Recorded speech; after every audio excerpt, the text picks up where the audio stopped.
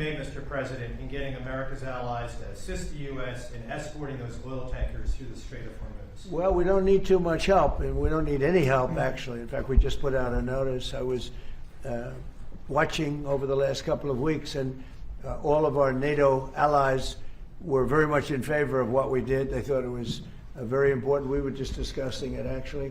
Very important that we take out the nuclear threat from Iran, and we've done that very strongly, very powerfully. We've wiped out their Navy, wiped out their military in every aspect.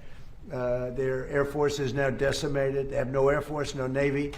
They have no radar. Their radar is entirely gone. Their anti-aircraft machinery is gone. Everything is gone. Their leaders are gone. I guess one of their top person was, they say, a lot of people say their actual top was killed yesterday, along with somebody else who was responsible for the killing. The man that was responsible for the killing of 32,000 people over the last 2 weeks, he was in charge of the killing of protesters.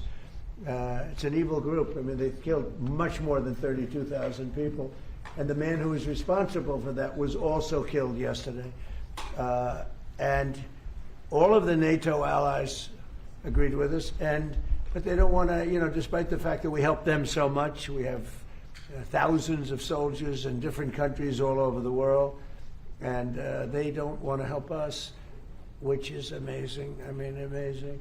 And I didn't do a full court press because I think if I did, they probably would be. But we don't need help. That war has been long prosecuted, as far as I'm concerned, almost from day one. We knocked out many of these things. We knocked out the Navy essentially in a couple of days. But I was surprised to see that NATO, while they agreed that it was a very important thing to do, they agree fully. Nobody said, oh, you shouldn't do it. They would have had a nuclear weapon within 1 month of when we had the B-2 bombers bomb the nuclear potential. I call it the nuclear dust. So I think NATO's making a very foolish mistake. And I've long said that, I wonder whether or not NATO would ever be there for us. So this was a great test, because we don't need them, but they should have been there.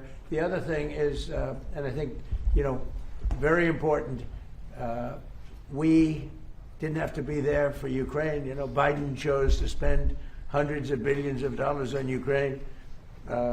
And I guess the head of Germany just made a statement that, they weren't involved and they have nothing to do with the war. But at the same time, they think we did a great thing by knocking them out. Nobody wants to have Iran, or anybody, but nobody wants to have Iran with a nuclear, because these people are crazy.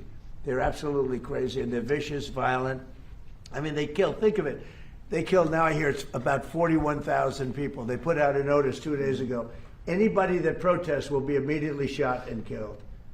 That's pretty tough stuff. So everyone agrees with us, but they don't want to help. And we as the United States have to remember that, because we think it's pretty shocking. Jelajahi cara baru mendapatkan informasi. Download MetroTV Extend sekarang.